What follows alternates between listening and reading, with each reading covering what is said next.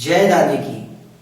भक्तों, आप सभी का दादी सेना द्वारा आयोजित दादी महिमा के इस कार्यक्रम में स्वागत है। दादी जी से अगर सच्ची लगन लगा ली तो कुछ भी संभव है। दादी जी ने अगर आपकी सेवा स्वीकार कर ली तो कुछ भी संभव है। दादी जी ने अगर आपके सिर पर हाथ रख दिया तो कुछ भी संभव है। मैं संजय शर्मा कोलकाता से देश विदेश के दादी भक्तों की अनुभूतियों को आप सभी के बीच सुनाने के लिए आया हूं और आज मैं आपको एक दादी भक्त परिवार की आप बीती घटना सुनाने जा रहा हूं।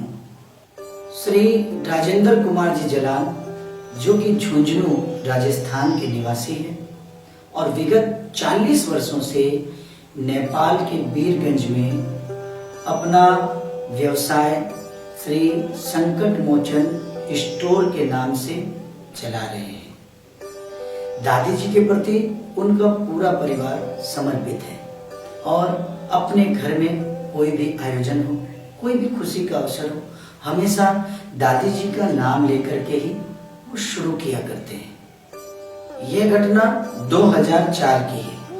राजेंद्र जी की पुत्री का विवाह नेपाल के ही विराटनगर में निश्चित हुआ और उन्हें अपनी पुत्री का विवाह करने के लिए बीरगंज से विराटनगर जाना था। वो इस बात से बहुत चिंतित थे क्योंकि उस समय नेपाल में अलग अलग स्थानों पर किसी भी समय दंगे हो जाते थे।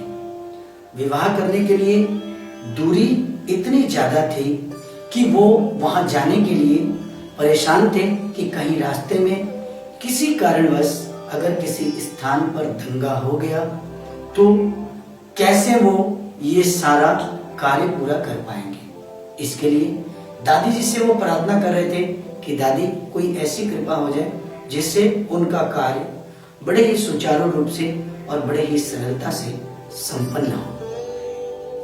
दादी जी का नाम लेकर उन्होंने सारी तैयारियां कर ली और उन्हीं का नाम लेकर वहां से अपने संबंधियों एवं अपने परिवार के साथ एक बस के द्वारा बीरगंज से विराटनगर की ओर रवाना हुए। उनको दादी जी के प्रति पूरा भरोसा था।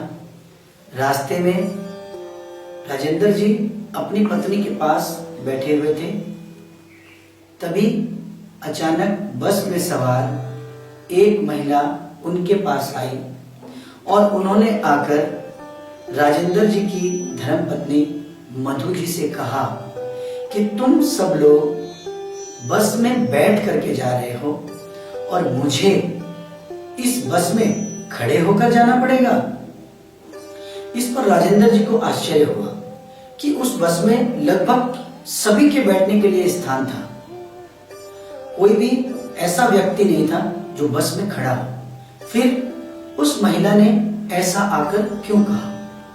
मधु जी ने उस महिला से पूछा कि आप ऐसा क्यों कह रही हैं? आप कौन हैं? तो उस महिला ने बड़ी सहजता से उत्तर दिया कि तुम जिसे सबसे अधिक मानती हो और जिसे अपनी कुल देवी जानती हो, मैं वही हूं। सबके बैठने का स्थान है लेकिन मेरे बैठने का स्थान बस में कहीं नहीं है। राजेंद्र जी को यह समझते देर नहीं लगी कि श्री रानी सती दादी जी उनका कार्य पूरा करने के लिए उनके साथ साथ चल रही है, लेकिन बस के अंदर में कोई भी सीट खाली नहीं है। इसलिए दादी जी ने उन्हें अपना आभास करवाया है। राजेंद्र जी ने उनकी बातें सुनकर तुरंत अपनी सीट खाली कर दी और वो सीट जाने में भी खाली थी और आने में भी खाली थी। विराटनगर पहुंचकर बड़े ही सहजता के साथ और बड़े ही धूमधाम से अपनी बिटिया का विवाह संपन्न करवाया। किसी तरह की कोई अड़चन, कोई कठिनाई नहीं है। जबकि आसपास में कई स्थानों से ऐसे समाचार भी मिले कि वहां पर कर्फ्यू लगा हुआ है, लेकिन जिस दिन राजेंद्र जी की पुत्री का विवाह था उस दिन विराटनगर पूरी तरह शांत था। विवाह उपरांत वो लोग वहां से वापस लौटकर बीरगंज आए। रास्ते में भी उन्हें किसी तरह की कोई तकलीफ नहीं हुई। सारा काम संपन्न होने के बाद राजेंद्र जी इस बात से दादी जी के प्रति आभार व्यक्त कर रहे थे कि दादी जी ने उनकी पूरे परिवार के ऊपर ये कृपा बनाए रखी, जिससे सारा काम बड़े ही सुचारू रूप से संपन्न हो गया।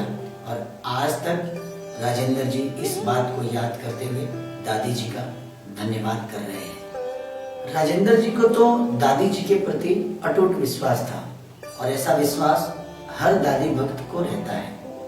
इसीलिए तो वो हमेशा अपने कार्य के संपन्न होने के बाद दादी जी का धन्यवाद करते हैं, दादी जी का आभार व्यक्त करते हैं, क्योंकि दादी हमेशा अपने भक्तों का साथ निभाने के लिए खड़ी है कि सुख दुख में सागे रहकर, संकट में आगे रहकर, काम बनावे दादी रात दिन, तुम्हारा काम बनावे दादी रात दिन।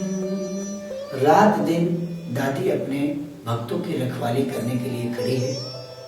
सारी चिंताएं उनके ऊपर छोड़ दीजिए। इसीलिए मैं कहता हूं कि भक्तों, अगर आपको या आपके परिवार को कभी भी दादी जी ने प्रत्यक्ष या अप्रत्यक्ष रूप से अपनी अनुभूति कराई है, तो आप अपनी अनुभूतियों को हमारे पास लिखकर या रिकॉर्ड करके भिजवाएं, जिससे हम आपकी बातें दादी भक्तों तक पहुंचा सकें। इसी के साथ मैं आज अपनी बात को यहीं पर विराम देता हूं।